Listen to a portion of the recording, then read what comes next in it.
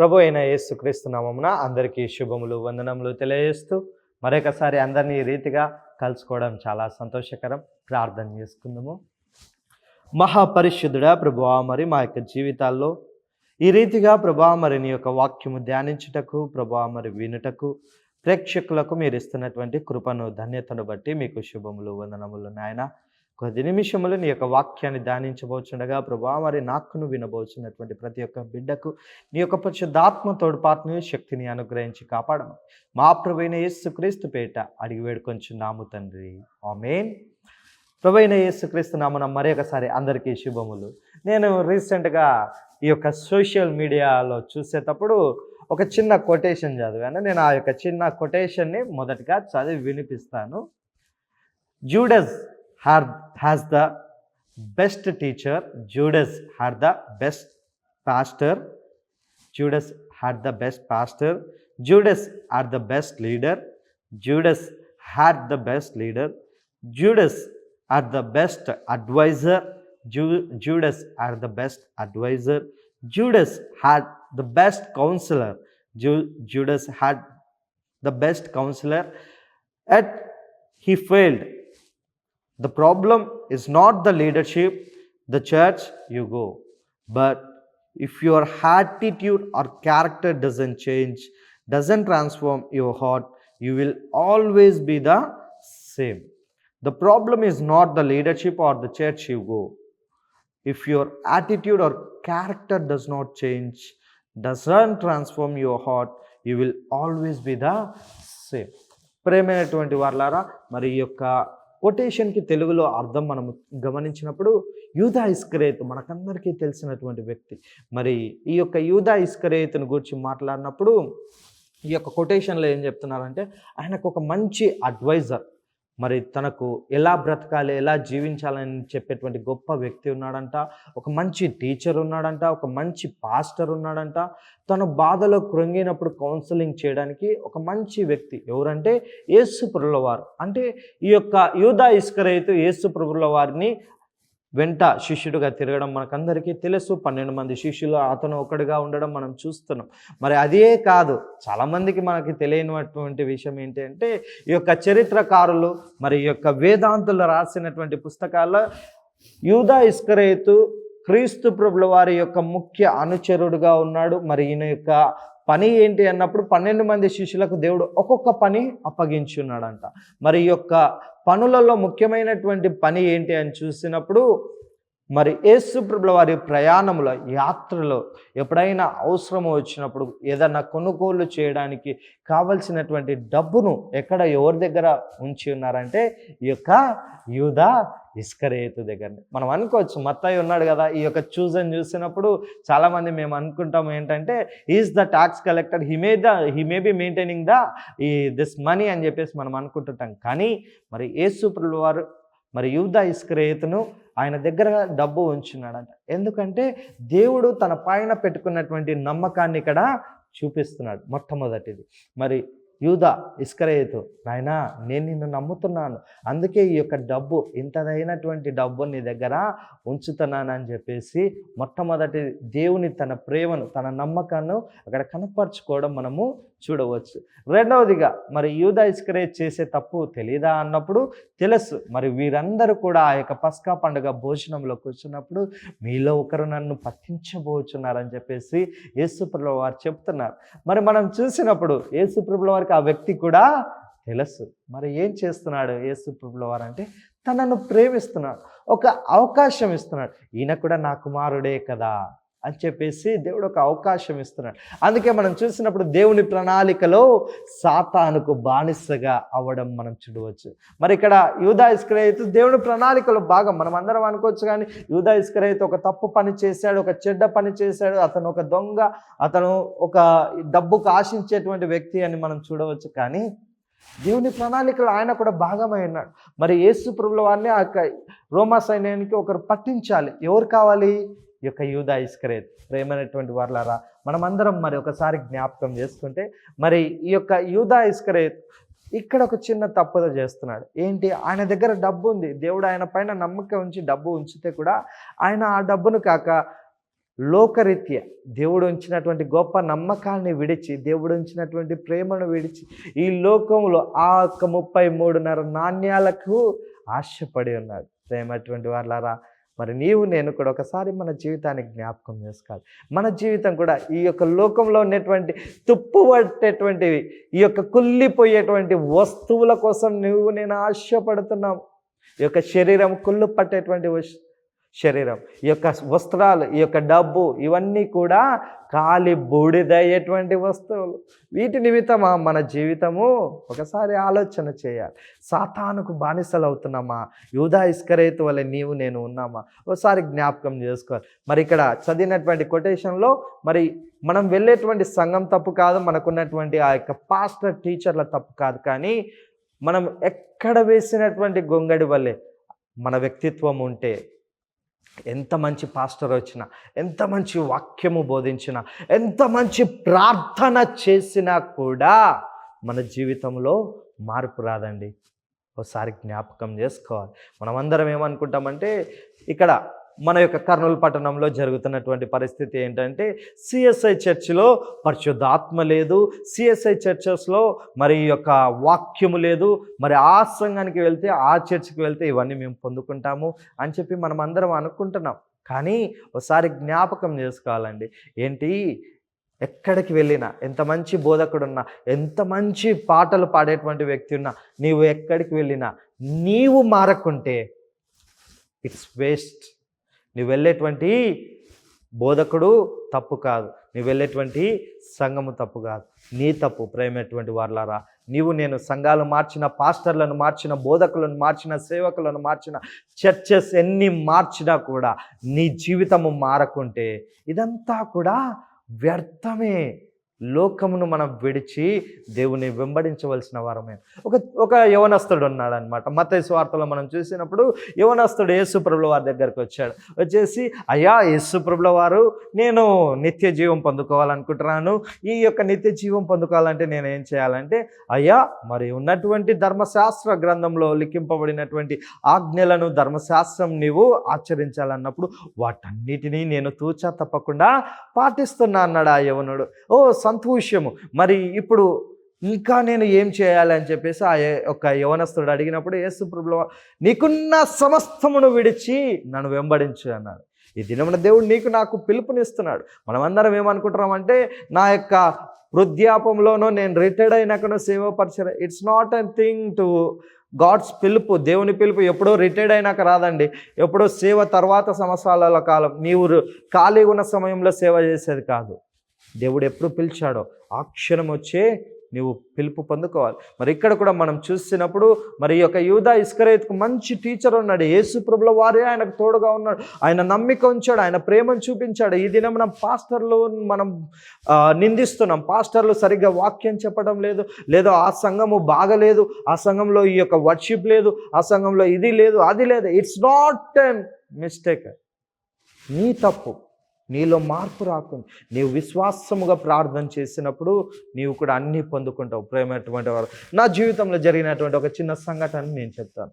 మరి ఏం జరిగిందంటే, నా యొక్క 10th క్లాస్ చదివే సమయంలో నేను పబ్లిక్ ఎగ్జామ్స్ రాసి ఈ యొక్క చర్చి టూర్లో వేలాంగినికి వెళ్ళడం జరిగింది.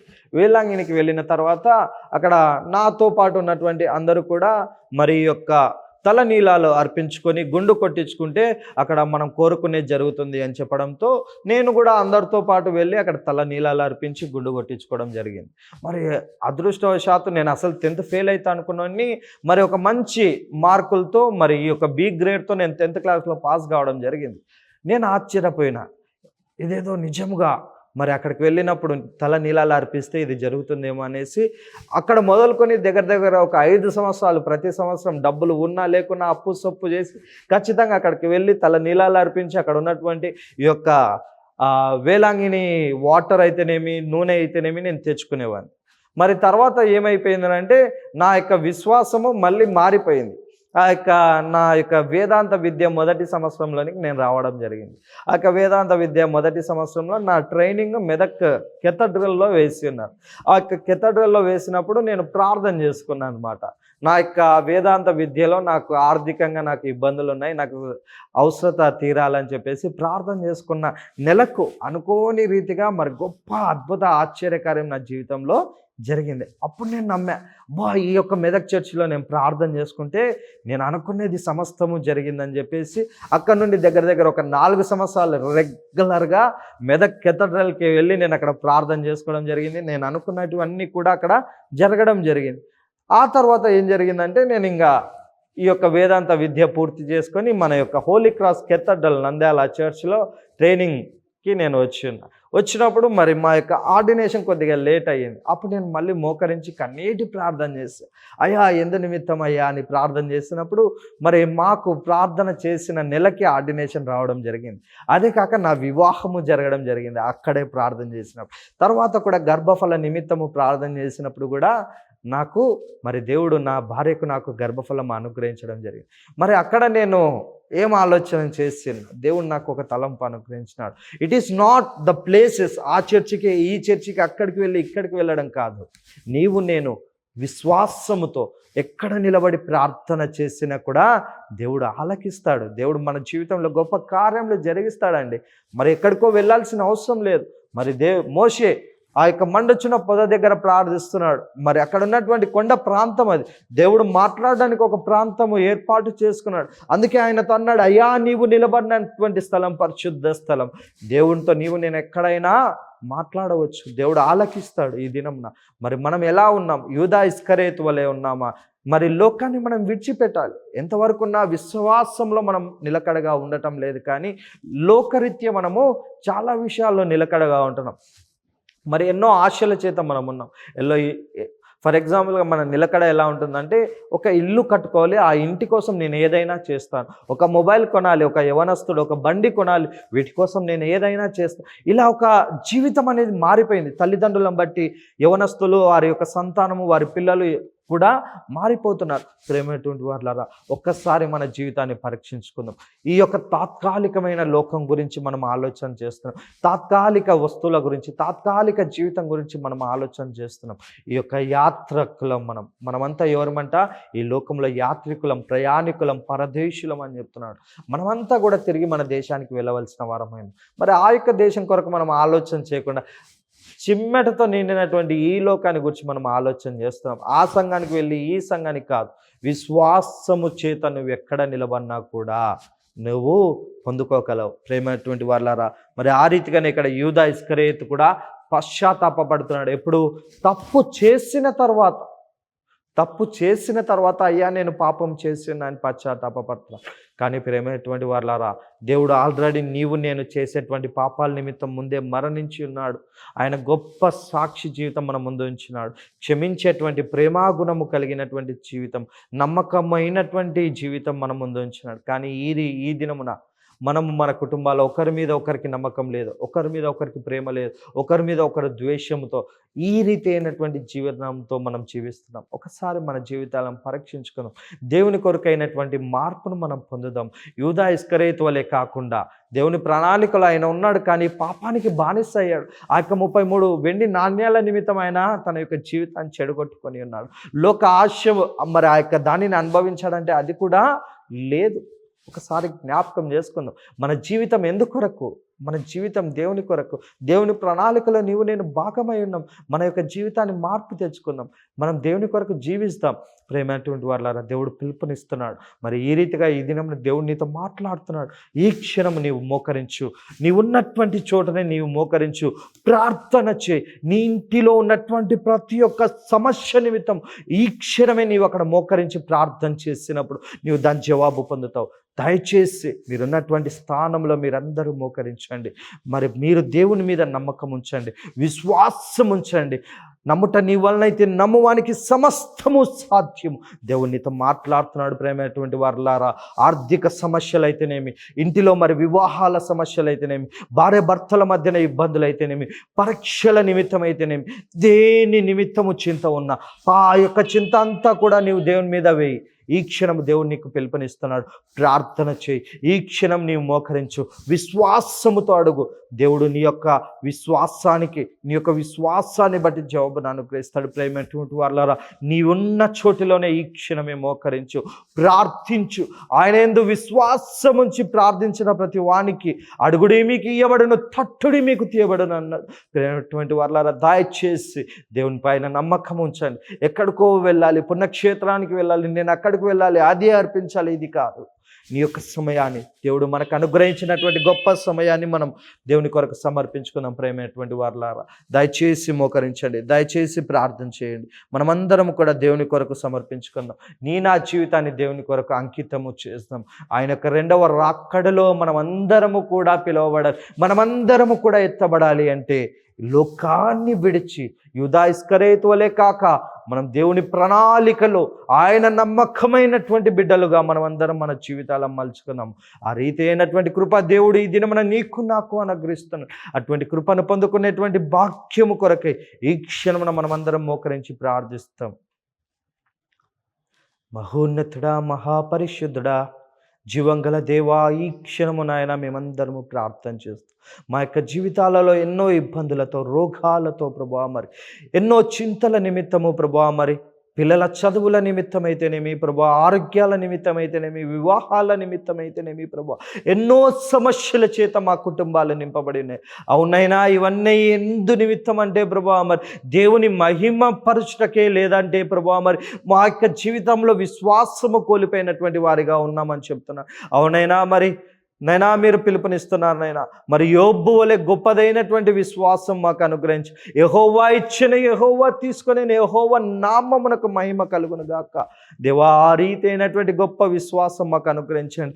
లోకాన్ని విడిచి, లోకాశలను విడిచి నీ వైపు చూస్తూ, నీ యొక్క సిలువ వైపు చూస్తూ నీ తట్టు నడిచేటువంటి వారిగా మమ్మల్ని అందరినీ బలపరచండి అయినా. గొప్పదైనటువంటి ప్రభా, నీ యొక్క వాక్యము చేత నింపండి. నీ యొక్క సిలువ మార్గంలో వెలుగును కనుగొని నీ యొక్క ప్రభా వారి వాక్యపు వెలుగులో మేమందరం నడిచేటువంటి వారిగా బలపరచండి. మా యొక్క చింత యావత్తు ఈ దినమున ప్రభా మరి నీ పైన వేస్తున్నాం నైనా. వాటన్నిటినీ తీర్చండి అయినా. లోకాన్ని విడిచి ప్రభా మరి నీ వైపు చూస్తూ నీ యొక్క నిత్య జీవ రాజ్యంలో వారసులయ్యేటువంటి కృపను ప్రభా మరి వింటున్నటువంటి ప్రతి ఒక్క బిడ్డకు అనుగ్రహించి కాపాడి ప్రభా మరి మమ్మల్ని అందరినీ దీవించి ఆశీర్వదించమని మా ప్రభును రక్షకుడైన యేసుక్రీస్తు పేరిట అడిగి వేడుకొంచున్నాము. ఆమేన్. మరి ఒకసారి అందరికీ శుభములు, వందనములు. మరి ఈ రీతి అయినటువంటి గొప్ప వాక్యాలను మీరు వినదలిచి మరి ఆశించి ఉన్నట్లయితే మరి ఈ యొక్క వీడియోస్కి లైక్ చేయండి, షేర్ చేయండి, సబ్స్క్రైబ్ చేయండి. మరి మీకు ఏవైనా డౌట్స్, క్వశ్చన్స్ ఉంటే, ఈ యొక్క రిఫరెన్సెస్ గురించి మీరు అడగాలి అనుకుంటే కింద కామెంట్ చేయండి. వాటి గురించి మేము మీకు జవాబు అనుగ్రహిస్తాం. మరి దయచేసి ఈ యొక్క వీడియోస్ను లైక్, షేర్, సబ్స్క్రైబ్ చేయండి. Thank you all.